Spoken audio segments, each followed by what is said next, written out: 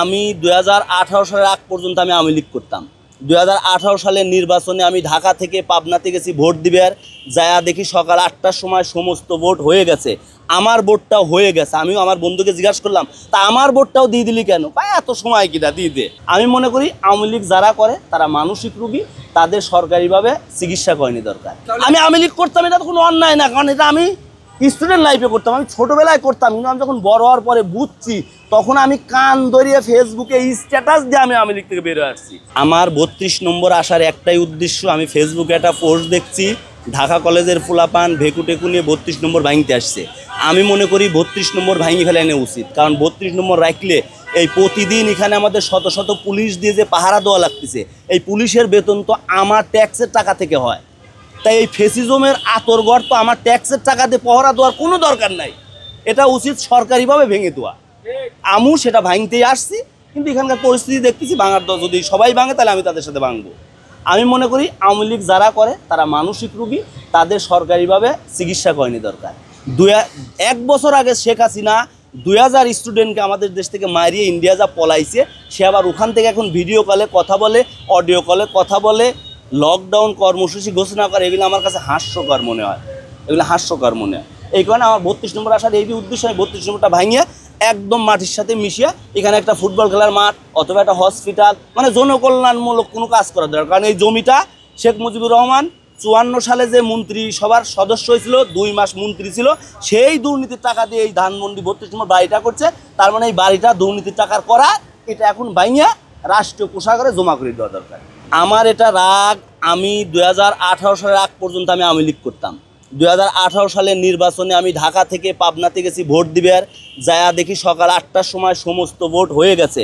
আমার ভোটটাও হয়ে গেছে। আমিও আমার বন্ধুকে জিজ্ঞাসা করলাম, তা আমার ভোটটাও দিয়ে দিলি কেন?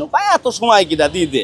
স্কিন শুষ্ক রুক্ষ হয়ে যাবে বলে কি বাইরে যাবে না? জাস্ট 1 2 3 4 করো, স্কিনটাকে রিভাইভ করো। আমার বাবাকে আমি ফোন করে নিষেধ করলাম, আব্বা কেন্দ্রে আসার দরকার নাই, সমস্ত ভোট হয়ে গেছে।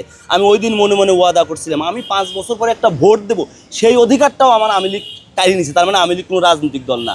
আমি তারপর থেকে ইতিহাস নিয়ে, দেশ নিয়ে সামান্য একটু লেখাপড়া করে দেখছি, আওয়ামী লীগ আসলে কোনো রাজনৈতিক দল না, এটা একটা সন্ত্রাসী সংগঠন, এটা চাঁদাবাজি সংগঠন।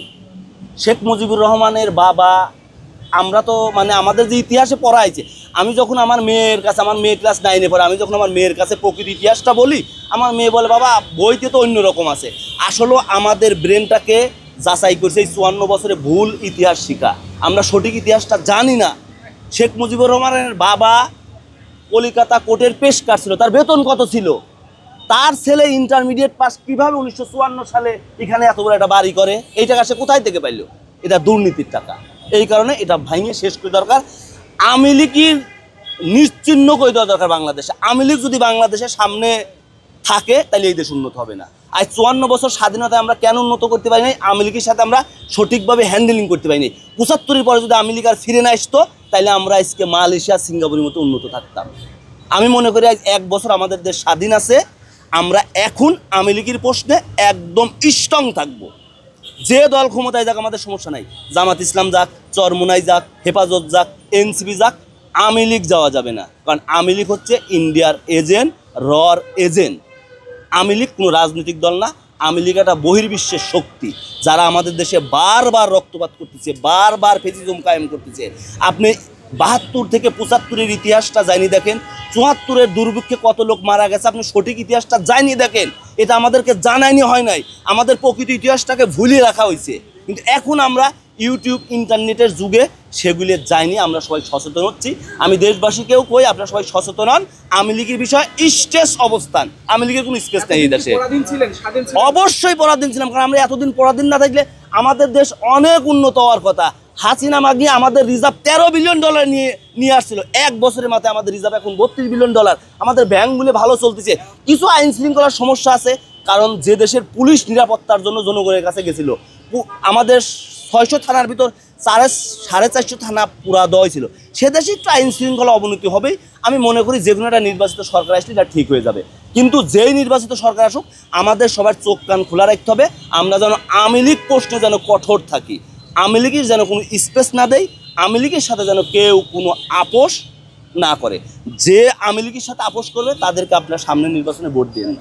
আমি আওয়ামী লীগ করতাম, এটা তো কোনো অন্যায় না, কারণ এটা আমি স্টুডেন্ট লাইফে করতাম, আমি ছোটোবেলায় করতাম, কিন্তু আমি যখন বড় হওয়ার পরে বুঝছি তখন আমি কান ধরিয়ে ফেসবুকে স্ট্যাটাস দিয়ে আমি আওয়ামী লীগ থেকে বের হয়ে আসছি। আমি সর্বশেষ করছি 2018 সাল পর্যন্ত আওয়ামী লীগ, তারপরে আওয়ামী লীগকে আমি ঘৃণা করি।